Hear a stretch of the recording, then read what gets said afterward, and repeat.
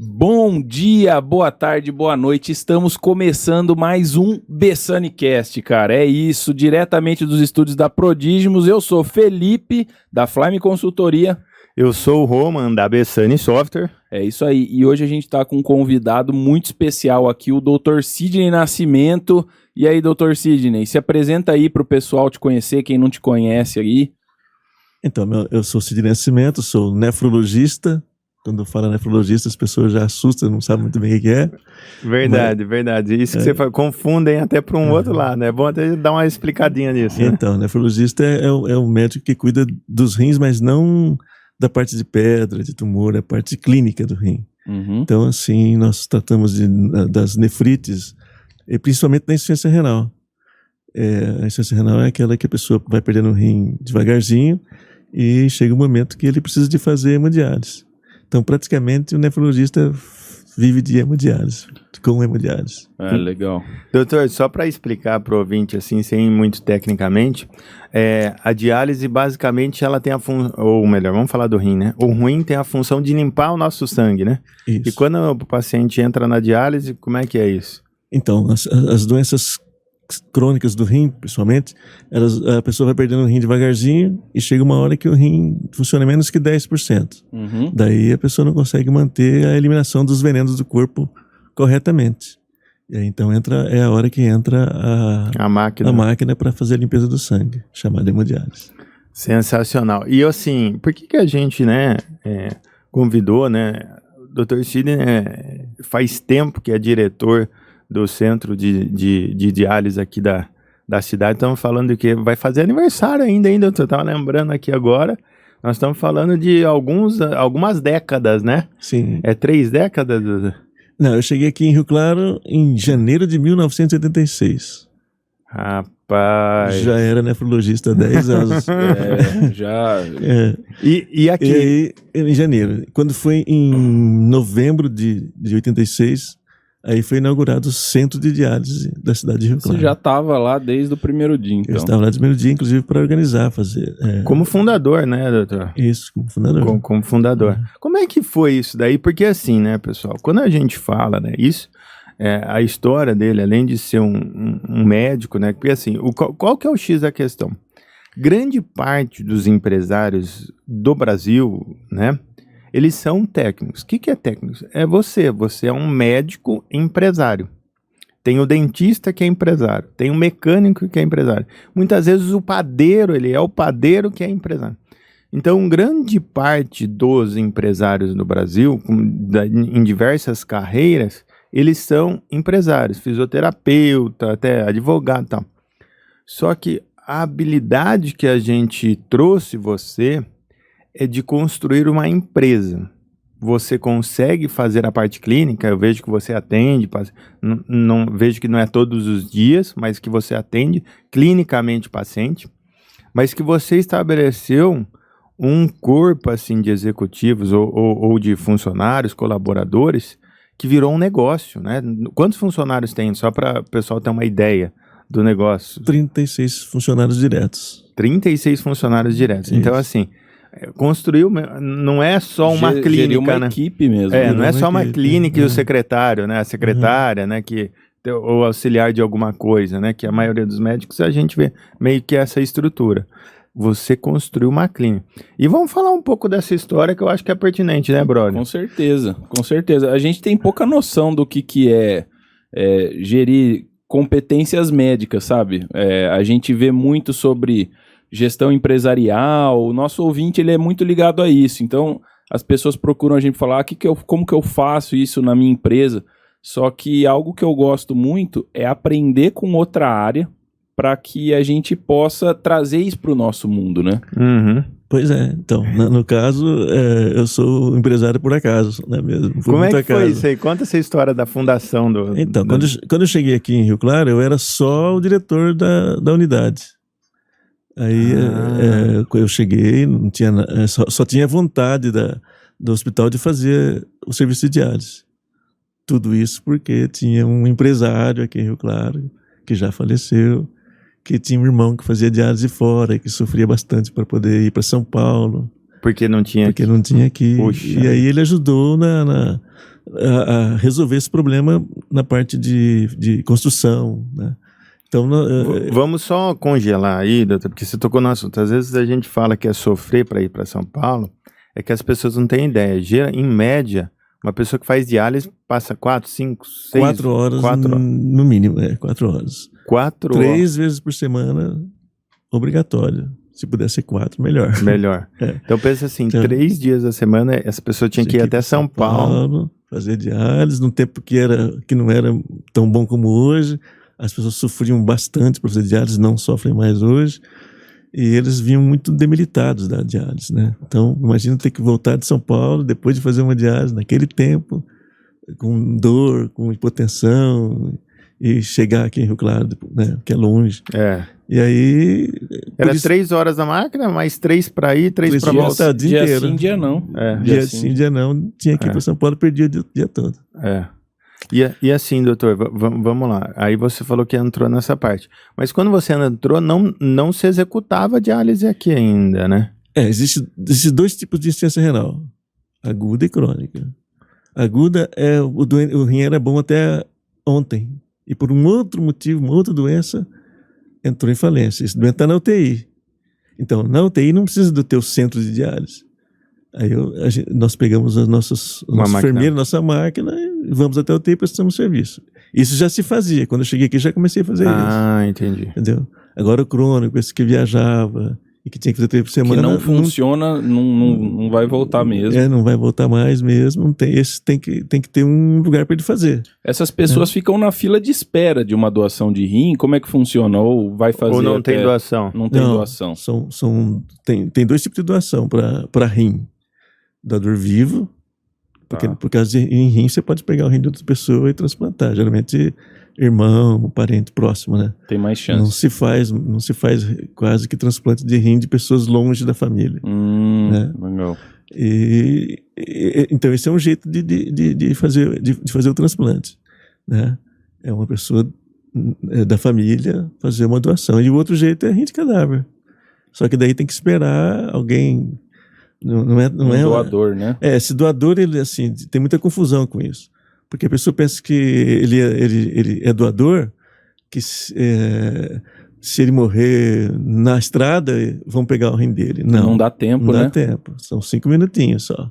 Nossa, uau. Então a pessoa tem que morrer no lugar certo, tá disposta. No leito de hospital, com a equipe pronta para pegar. Geralmente numa UTI, pessoa que teve um AVC, um trauma de crânio, uma morte cerebral. Então, aí essa pessoa é candidata a doador. Se morrer na neve também dá certo, né? Também dá certo, porque daí tá conservado. Aí pode esperar um pouco mais. Um pouco mais. Então é isso. Então as pessoas elas enganam muito com isso, né? Acham que qualquer um pode doar. Você pode ser doador, mas para você doar, você tem que estar... Para dar certo a sua doação, né? Você tem que estar com morte cerebral em algum lugar para ser o doador. Caraca, entendi. Aí depois tem que ter equipe que tira o órgão, né? Sim. Que não é a equipe de plantão. Que não é equipe nem de diálise, nem é uma equipe específica para isso. Então aqui em Rio Claro tem essa equipe. É possível ser feita a retirada. Mas esse órgão vai para Campinas, vai para ser implantado daí outra pessoa. Entendi. Ô, doutor, vamos lá, vamos falar um pouco da história. Aí você chegou aqui e começou a prestar esse serviço. Você era um prestador da Santa Casa. Como diretor da unidade. Diretor da unidade. Eu era mas a unidade, responsável. Mas vamos dizer assim, a unidade não existia, então, pelo que você está falando. Não, então, ela Isso foi que eu não estou entendendo. Não, ela foi construída nesse tempo, a unidade já estava lá. Onde é hoje, ou não? É onde é hoje. Entendi. Que para curiosidade, ali era a clausura das freiras. Que não tem mais hoje. Verdade. Vocês começaram com quantas pessoas na equipe? Porque a palavra diretor já dá a imagem de que você começou com 15, 20, 30. Nada, começamos com 3 pessoas só. Entendi. Mas assim, eu não era uma empresa ainda. Uhum. Que hoje é uma empresa separada, né? Em 1995, então, conversando com a diretoria da Santa Casa, a diretoria da Santa Casa também com vontade, aí nós fizemos a terceirização do serviço. Aí criou-se o Instituto do Rim. Entendi. De Rio Claro. Entendi. Que em bacana. 1995. Então era verba pública. Continua sendo ainda, né? A maior parte do dinheiro que entra é do SUS. Mas né? daí vocês nós gerenciamos. pro SUS. Antigamente eu era só um diretor lá, mas eu não gerenciava a parte financeira nem nada. Tá. Aí, a partir de 95, criou o Instituto do Rim, aí todo o serviço ficou por nossa conta, toda a administração. De 86 para 95, como é que foi essa jornada de crescimento? Porque você era diretor, articulava, tal, 3 pessoas, né? O que era? Você só tinha as unidades de prestação de serviço para UTI. E Não, aí começou, né, quando ficou pronto o prédio, em novembro de 86, aí nós já pegamos 4 máquinas de diálise. Legal, para crônica. E já para crônica, já começamos a fazer diálise em crônica. Legal. Então, na verdade, eu tive um aprendizado também. Eu não tinha nem ideia do que era administrar uma empresa. Entendeu? Qual que foi o maior desafio, assim, de choque que você falou assim, cara, eu sabia fazer isso, mas agora que eu comecei a dirigir mesmo a equipe e tal... Isso sempre tem alguma atividade que ele falou, né? Que nem mexia. Sim. Teve mais alguma outra coisa fora os números, assim, que te assustou? Você falou, cara, tem que aprender isso. O medo. Gerenciar o desafio. A dificuldade, né? de fazer uma coisa que eu nunca tinha feito, né? Eu sempre fui médico de atender pessoas. E agora tô numa missão, depois de 95, de gerenciar uma empresa. Sim. Aí eu tive que entender como é que funcionava, aprender. Na verdade, naquele tempo você aprendia sozinho também, né? Essa é uma percepção muito real, porque o medo é o que para 99% das pessoas, só que elas dão a desculpa em outra coisa. Quando, na verdade, o impeditivo está dentro delas. É o medo. Muito legal. Então, o medo não pode ser paralisante, né? Uma vez eu escutei a pessoa falando assim, cara, eu tinha medo de abrir um negócio. Eu tinha verdadeiramente medo de empreender e tal. Só que aí quando eu parei para analisar, eu tive mais medo de chegar, sei lá, ele não tinha essa idade, mas de chegar com 60 anos e olhar para trás e falar, eu não tentei. Eu achei que eu ia me frustrar bastante, sabe? E o medo dessa frustração ter uma consequência no resto da vida dele, né? De, poxa, eu não tentei. Ele falou, quer saber? Esse medo é maior que o medo de tentar e não dar certo. Aí ele foi e superou, né? Achei super legal, assim. Falei, poxa, é isso, cara, é isso. É o que eu tive que superar também. Porque assim, o que te veio de empreender? Porque você podia ter continuado como um prestador de serviço dentro da Santa Casa. Sim. Por que em você, agora o Felipe tocou no assunto junto com você mesmo, por que você resolveu superar esse medo e falar, não, vou empreender? Porque obviamente você cria mais liberdade, eu acho que o crescimento, né? Você falou de 3 máquinas, hoje eu acho que tem... Quantas máquinas estão? 23 numa sala, 4 na outra. E são baratinhas de comprar, né, doutor? Super barato, né? Isso é o café e mais o pão de queijo ali você compra. Entendi. É o preço de um carro novo. um carro bom. Então, assim, cara, é isso. E por que da onde veio esse estalo, né? Porque era uma oportunidade, mas podia outras pessoas ver. Por que você falou, cara, eu vou abraçar essa oportunidade, não vou deixar ela passar? O que te fez pensar em superar esse medo? Foi justamente o medo de não ter tentado lá na frente? Não sei. Não, eu acho que assim, chegou essa possibilidade e eu não tive muito... Eu tive medo, mas não tive assim, não vou fazer. Não te paralisou? Não me paralisou. Por quê? Porque eu sabia que se eu pudesse controlar todas as coisas ali de dentro, sairia muito mais rápido, muito melhor. Então, se eu tenho que consertar uma porta, eu tenho que colocar na espera da Santa Casa, quando alguém vai poder consertar uma porta, dentro de muitas portas serem consertadas. Agora não.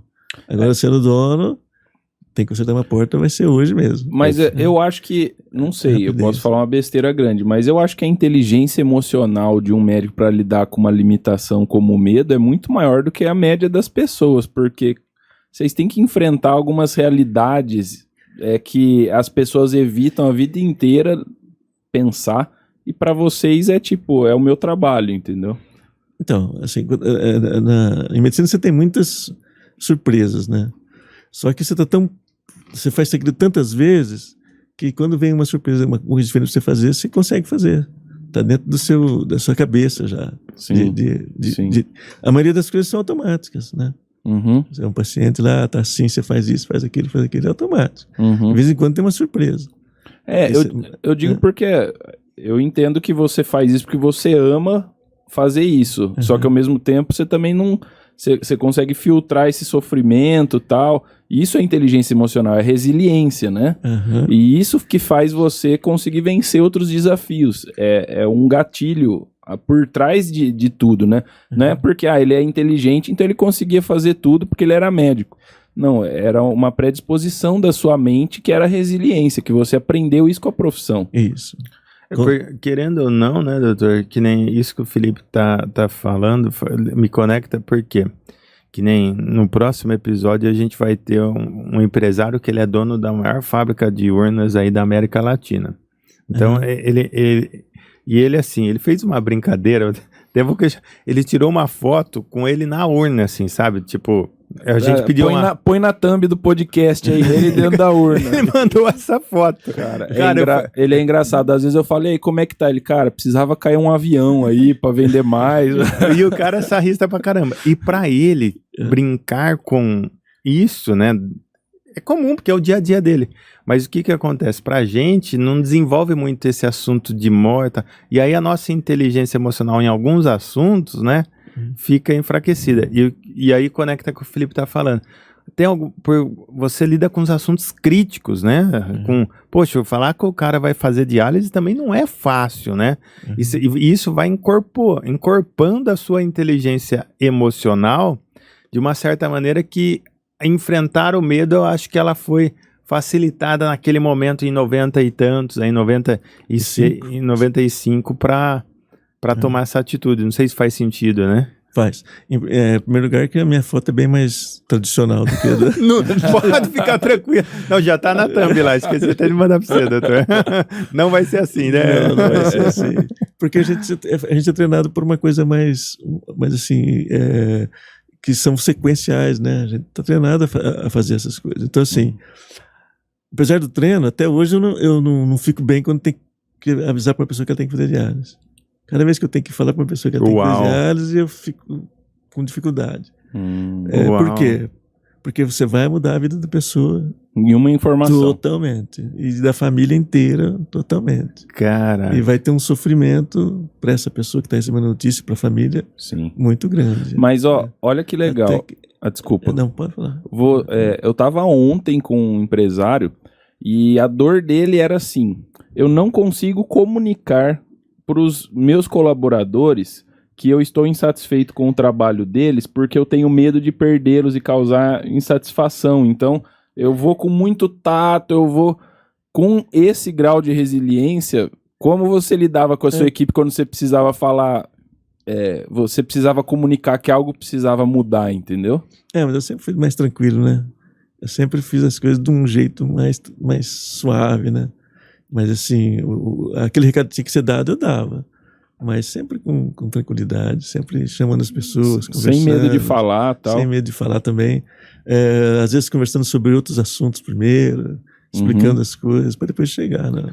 E isso que... Mas assim, eu sou diferente. Não é todo médico que é assim. Não. Definitivamente, né, doutor? Pensa num exemplo de humildade, generosidade. Não, é verdade, é verdade. E isso não é porque você está aqui e assim... E isso chega antes de você chegar no lugar. É sua fama já. é uma pessoa mansa. E isso que você está falando, até de gestão de pessoas, eu vi, uma vez eu li assim, existe uma diferença entre forma e conteúdo. Às vezes, a forma que você fala, ele distorce o conteúdo.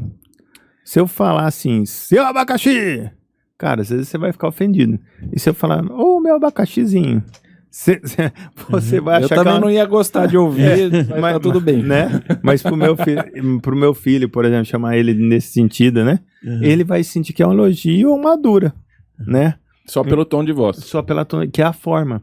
Então, o que eu vejo assim, né? Olhando lá, obviamente que eu presto serviço lá pro rim, não é o dia a dia, né? A gente sabe que no dia a dia as emoções, né? São mais vai variar. Mas o que eu vejo que o doutor, esse cara, ele é manso o tempo todo. Às vezes que eu vou lá, a forma que ele fala é sempre essa. É sempre equilibrada. E isso eu acho que cria um canal de conexão muito forte com as pessoas. Não sei se eu tô falando bobagem. Não, doutor. tá falando certo. Só que assim, né? Uma coisa é você ter 6, 7, 10 funcionários que você conhece todos e sabe da vida de todos. Isso é verdade. E quando você faz reunião, você usa esse... Sabe aí, de repente, 36. E agora?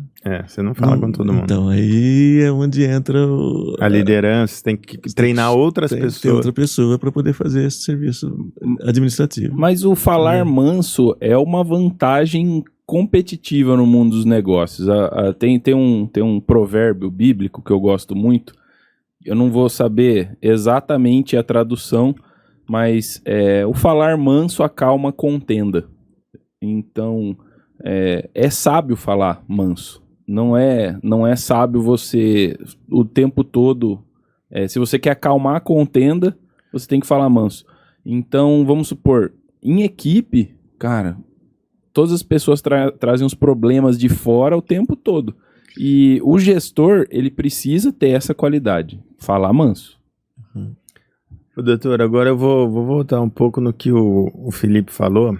Quando você abriu a empresa, teve algumas habilidades que você não usava lá como diretor dentro da Santa Casa. E tipo, financeiro, né, administrar, ou melhor que gestão de pessoas, né, lidar com fornecedor, compras, né, manutenção de... liderança, né, hierarquia, qualidade no atendimento, Desenvolvimento de pessoas. Uma série de coisas. Qual foi a habilidade como empresário aí que você sentiu mais dificuldade, né? Superou o medo, abriu, tá rodando. Aí cresce, vai de 3, 4, 5, 6, vai subir na quantidade. Qual foi a habilidade que você sentiu mais dificuldade e que você teve que focar um pouco nela, assim, para... Financeiro. Verdade. Porque assim, a gente recebe de SUS, né? E certo. aí não é contínuo. Não era. Hoje é contínuo. Antigamente ficava 2, 3 meses sem pagar a gente. Inadimplência. Então, Uau! E aí, assim, a grande preocupação era como que eu vou fazer deixar alguma coisa guardada para esse tempo de que pode faltar. O fluxo então, de caixa, já foi... os empresários chamam de fluxo de caixa, né? Eu chamo época você nem sabia o que era. Né? Nem sabia que era isso. Mas eu sabia que eu tinha que ter uma reserva para os tempos difíceis, né? Para quando acontecesse isso. E no começo ali, de 95 até 2000, atrasava bastante. Caraca, no começo, durante 5 primeiros anos, que são as fases críticas do negócio, né, Bruno? Então assim, fui aprendendo que tinha que guardar. Pediram sua ajuda para fazer, só esqueceram de te pagar só. Entendi. Bem básico. E também não me ensinaram nada, né? De administração.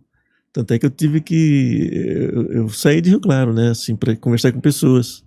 Legal. Fui ver como é que funcionava o serviço de Piracicaba, de Araraquara depois, para ver como é que eles faziam para poder ter essa parte financeira bem acertada, né? Que legal. Você está envolvido com pessoas que têm a mesma dor ou que venceram isso, é fundamental, né? Porque você tem que aprender com quem sabe, né? É legal. Isso é um saque muito bom. As pessoas muitas vezes ficam isoladas, né? Em uma ilha. Uma vez eu li e achei muito legal que assim, você tem a regra dos 33%. Na sua vida você tem que dedicar 33% para pessoas que estão, entre aspas, com menos conhecimento em determinadas áreas que você tem. Então, que nem você tem esse know-how de nefrologia, a ensinar alguém a administrar, tal, ou a área de médica, que eu vejo que vira médico, tem um médico lá perguntando algumas coisas, e área clínica, ou as enfermeiras, você está ensinando. É isso, 33% do seu tempo tem que dedicar a isso para ensinar. Os outros 33% é para você conviver com pessoas do mesmo nível que você. E aí você cria pares para trocar ideia, está naquela... Ele tem uma nefrologia, eu também tenho, são problemas parecidos, mesmo tamanho, né? Você tem 30 mais ou menos funcionários, ele também e tal. E os últimos 33% você usa para estar com pessoas que estão numa fase que você quer chegar, que você quer atingir. E aí, então, você está evoluindo, está treinando na sua fase atual e está ensinando as outras pessoas. Tudo isso eu fiz. Só que eu não sabia que tinha esse negócio Tá dela, vendo? coisa teórica, Tá assim, que tinha que ser Mas feito. isso que é empreender, Nato, né? Você vai descobrindo o caminho mesmo, sabe que o empreendedorismo tem muito disso, né? Que inventar nome para as coisas, né? Método para as Você coisas. tá na mesa, a pessoa fala um negócio assim, como se ela fala, não, agora eu articulei. Aí você fala assim, cara, isso daí alguém já escreveu em 1800, sabe? Isso que você está falando aí provavelmente já foi escrito por alguém, mas Já. eu aprendi isso. Não fui eu, né? Não fui eu. Lá na com certeza. Babilônia os caras já falavam isso e agora a gente inventou um método. Então, não sabia que era assim, não. Mas eu fiz isso daí. Tudo Que legal. assim, Muito. instintivamente, né? E empiricamente também, mas instintivamente. Mas o que as pessoas fazem, né? A gente tira, sabe, que eles querem inventar muito método e nome, mas é para facilitar o ensinamento, né? Porque tem pessoa que não é tão didática ou empreendedora. Que isso é empreender, você resolver problema, mas tem pessoa que não. E aí precisa de alguém para transmitir esse método. Aí eles embalam um método para facilitar o ensinamento para alguém. Doutor, sensacional. E assim, dentro dessa jornada, como é que foi o crescimento das máquinas, das estruturas? Demorou? A gente está falando aí de 95 para agora, né? São De 4 máquinas para 30 máquinas. Poxa vida, você vai lá, mas de 20 pacientes para 155 hoje. Pois é isso. É isso. Como é que foi essa evolução aí? Fala pra gente. Então, essa evolução é assim, em primeiro lugar, a área física, né? Sempre que tinha que aumentar o número de pacientes, a gente ia colocando o paciente num quartinho, no outro, de repente tem que fazer uma coisa maior. Ah, porque ele fica muito tempo na máquina, né? Então aí, pensa assim numa construção de uma ala nova, de um lugar mais adequado, faz. Aí depois, passa certo tempo, de novo, né? Então, assim, fora isso, assim, eu acho que o crescimento que tem, né, é em tudo, né? Então, por exemplo, educação continuada, não era uma coisa que se falava antigamente. Mas a demanda está crescendo desse número de pacientes, porque assim, desde que eu era criança, eu não sei quem faz a contagem da população, mas é a mesma em Rio Claro, desde que eu nasci aqui. 200 mil, né? 200 não mil. cresce. Eu cheguei com 100 mil aqui. Só... Ô, louco. Então o pessoal parou de contar, chegou quando eu nasci, tipo, você chegou em 86. Eu nasci em 90. Tipo assim, em 4 anos dobrou e depois a pessoa falou assim, ó, dobra aqui, depois esquece, não tem mais. O pessoal parou de contar, faz uns 30 anos que ninguém conta. Eles falam, quanto tinha ano passado? Deve ser a mesma coisa, morreu gente, nasceu, bateu, 200. Mas tipo assim, cresce muito a demanda, porque quando você começou, você não atendia todo mundo, certo? Porque tinha pouca máquina. Não, é que sim, o diagnóstico é melhor feito hoje, né? Então, assim, quando eu cheguei aqui, tinha um paciente para cada 20 mil pessoas, vamos dizer. Tá. Hoje tem um para cada 3 mil. Mas vamos supor, o rim das pessoas pioraram ou elas eram atendidas fora de Rio Claro porque você não tinha capacidade? Depois que eu cheguei aqui, ninguém mais foi atendido fora de Rio Claro. Depois que abriu o serviço crônico. Instituto. Então o rim tá piorando mesmo. Não é que é piorando. Não é só isso, não. Eu vou falar uma bobagem e você me corrige, doutor. Meu pai falou uma coisa que eu achei muito verdade. Eu falei assim, pai, morre muita gente com câncer, eu vou fazer a analogia que você tá falando. Ele falou assim, Rô, antes as pessoas morriam e não sabiam por quê.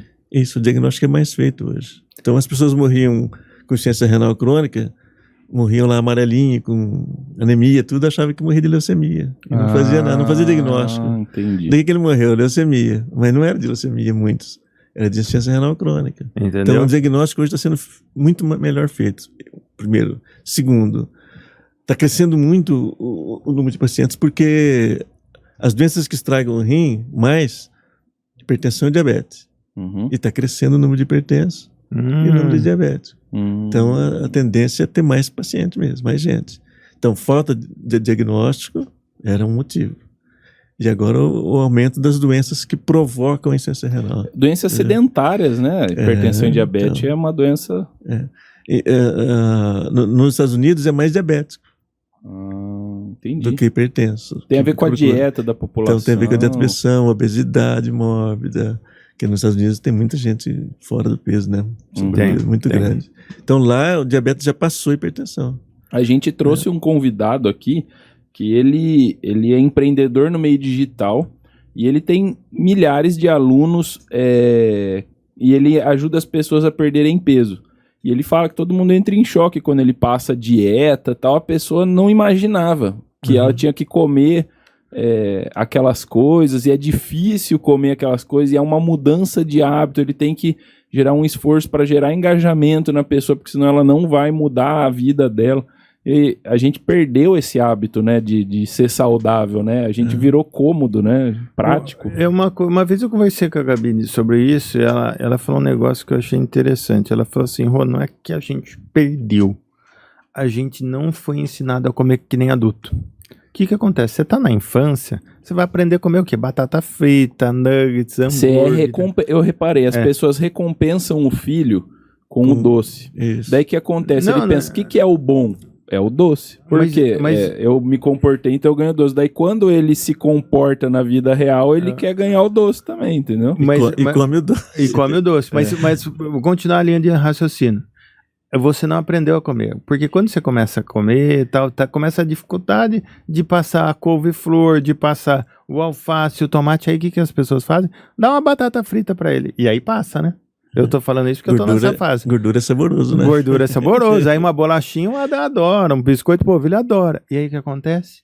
Ele não aprende a comer certo. E as pessoas entram na fase adulta e elas não entendem que batata frita, hambúrguer, nuggets, bola é comida de criança. E elas ficam comendo que nem criança quando estão adultos. Então, na televisão, né? Então, tudo bem. Pois é, mas assim, antigamente, a gente sempre fala de antigamente, nem sei porquê, né? Dá a impressão que o senhor tem um pouco mais de idade. Então, mas o meu sogro, ele trabalhava na roça, carpia o dia inteiro, atividade física, e para trabalhar já ia a pé, né? E de sol a sol, comia razoavelmente bem. Era geralmente o que ele plantava? Ele plantava. E para descansar no domingo jogava futebol. Para descansar. Para descansar. Quando eu tô pronto pro exercício, eu jogo futebol. Então, assim, apesar deles não comerem muito corretamente, mas eles tinham muita atividade física. E hoje não tem, né? Se exercitava, né? E hoje o nível de açúcar das coisas que a gente come é totalmente diferente. Então, não é a mesma comida que comia lá na roça. Ô, doutor, já que a gente entrou na área de saúde, pra gente dar uma dica pro empresário, pro nosso ouvinte, qual a alimentação para ajudar o rim dele aí, para favorecer, para ele ter um rim mais, não sei se é saudável seria a palavra, mas cuidar do rim de uma certa maneira. Conservar o rim. Conservar o rim, é isso aí. Verdade, boa. Conservar o rim. Então, para conservar o rim, bastante líquido. Água. Aquela história 2 litros por dia, deixa eu só não é bem assim, mas Peraí que enquanto você fala, eu vou pegar mais um pouquinho. Para poder ficar assim, mais prático, 2 litros. Mas não é água. Todo líquido serve. Todo líquido bom serve. Então, quando a pessoa toma um suco, está tomando líquido. Quando a pessoa toma chá, está tomando líquido. Né? Todo líquido bom serve. Né? Refrigerante, não. Só para deixar claro aqui. Mas eu tomo também. Então, bastante líquido. Anti-inflamatório. Líquido anti-inflamatório? Não. Tomar líquido, não tomar anti-inflamatório. Sério? É prejudicial? Então aquela galera que fica se automedicando o tempo inteiro. Caraca, não é abuso inflamatório. E é uma coisa básica, assim, né? Básica inflamatório vende sem receita. Vende sem receita, você toma, todo mundo tem na sua casa lá. Dorflex. Não, Dorflex não tem anti-inflamatório. Não?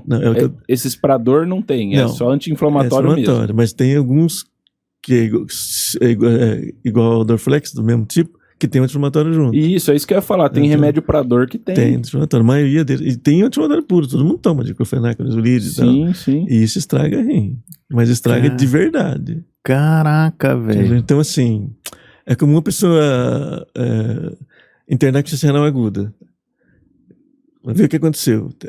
Tem isso agora, um senhorzinho lá que teve um acidente de carro, bateu o tórax, mas não tinha nada de especial, mas ele foi com dor. Aí ele foi para casa. não tomou líquido por causa da dor e por causa da situação psicológica que ele está passando. E para a dor ele tomou o quê? Anti-inflamatório. Abusou do anti-inflamatório. Tá lá com o rim doente. Existe predisposição para ter problema no rim, o pessoal fala, que às vezes tem problemas hereditários. Existe alguma doença Não, assim? existem algumas doenças que são hereditárias. Sim. Né? Rim policístico, algumas delas são hereditárias. Mas né? isso, o que você está falando, são de hábitos que não existe predisposição. Se eu tomar menos do que ele, porque eu tenho predisposição, já vai dar problema. Se você fizer bastante líquido, não tomar anti-inflamatório, ter uma vida saudável, tudo aquilo que você faz pro resto serve pro rim. Ô, brother, vamos jogar um basquete amanhã? Vamos jogar basquete, futebol, tênis, né? Alguma coisa. Tudo isso aí que você faz ajuda o rim, indiretamente. Porque quem é hipertenso faz atividade física, diminui a hipertensão. Então diminui a possibilidade de estragar o rim. Que legal. Bom, só para avisar onde eu corri. Então, quem não está obeso, diminui a possibilidade de diabetes. Ajuda o rim, indiretamente. Agora eu tô preocupado. Excesso de sal faz mal para pressão.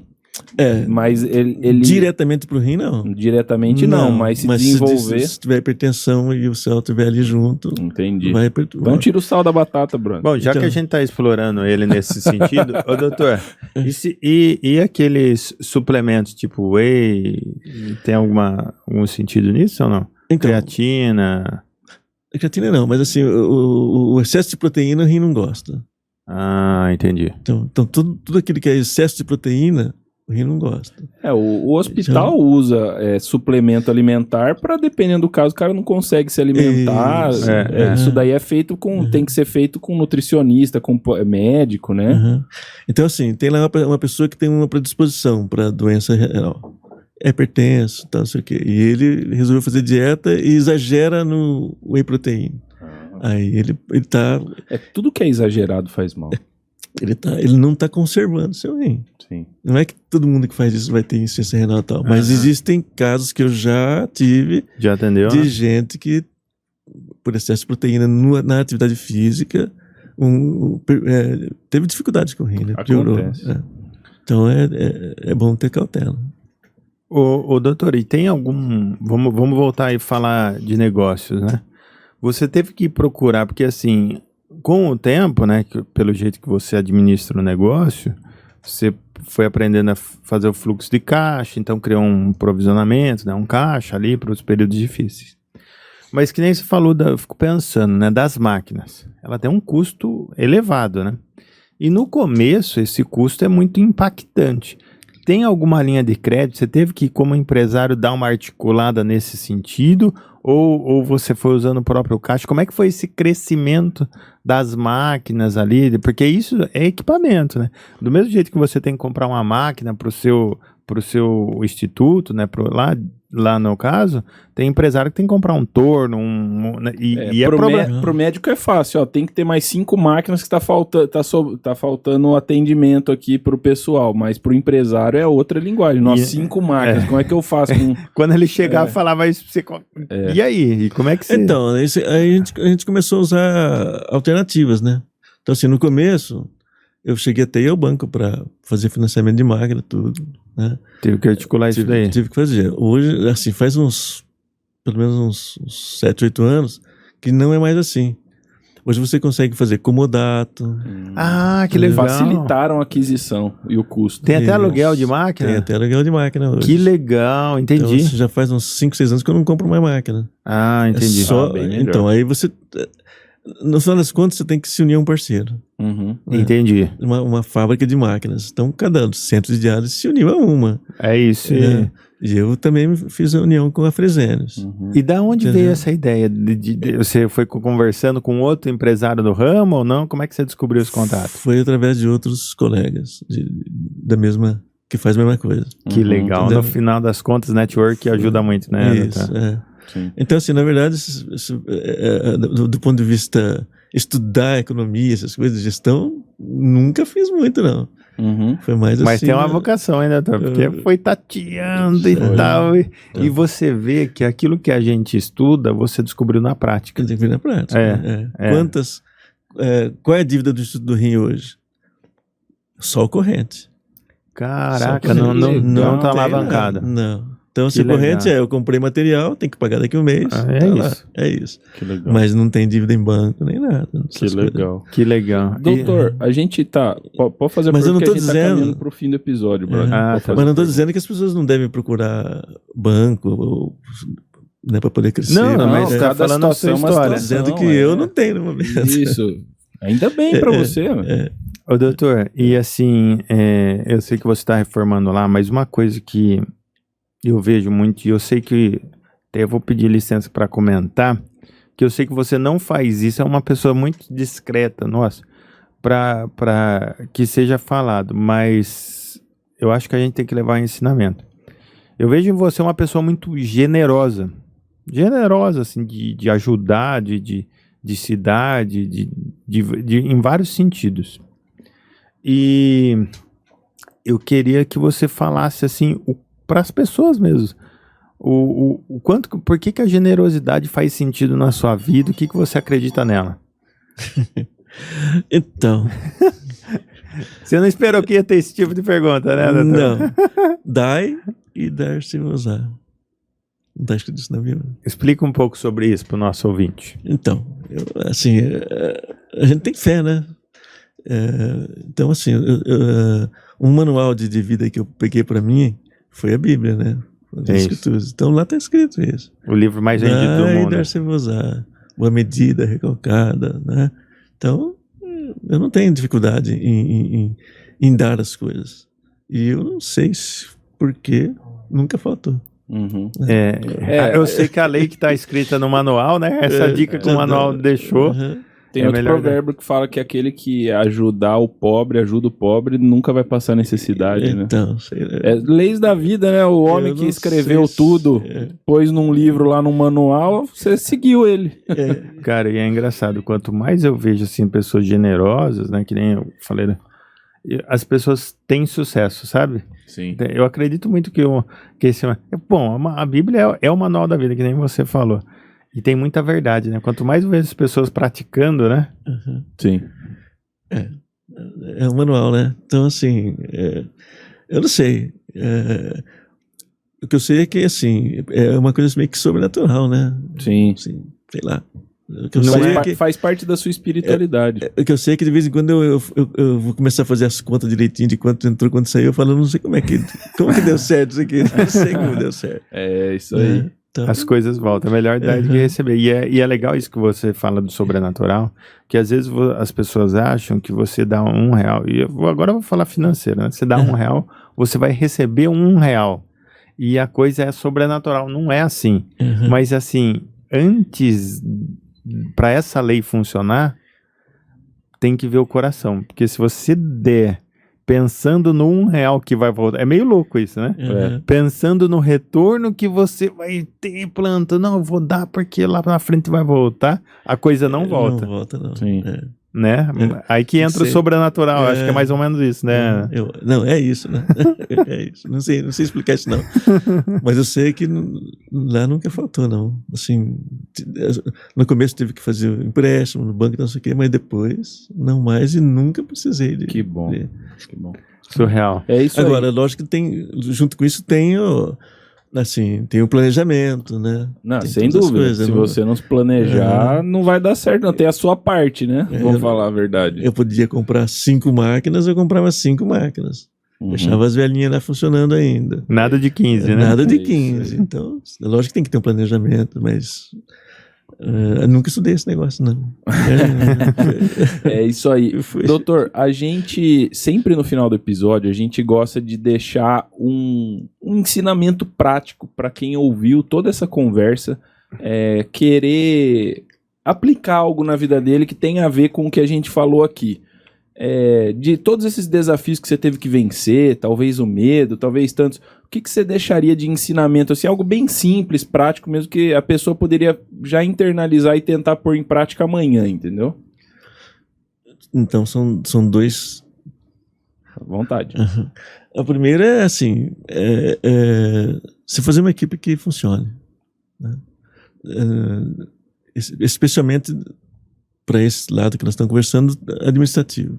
Legal. Então, a partir do momento que nós fizemos uma equipe administrativa competente, assim, aí as coisas fluíram bem. Beleza. Entendeu? Então, primeiro uma equipe. Esse é pro lado da economia. Do lado da doença, rim não dói, rim não dá sintomas para insuficiência renal. Caraca. Dói quando tem pedra, tal, saindo ainda. Uhum. É silenciosa, né? A doença insuficiência renal crônica é silenciosa. Então, Exame periódico. quem tem diabetes, quem tem hipertensão, tem que fazer seu controle. Legal.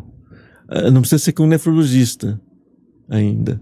O cardiologista vê o nível de diabetes, o endócrino está vendo diabetes da pessoa, ele vai procurar. Mas assim, a pessoa tem que saber que ela tem que se cuidar. Então, cuidado com o anti-inflamatório, tomar bastante líquido, cuidar da sua pressão, cuidar do seu diabetes.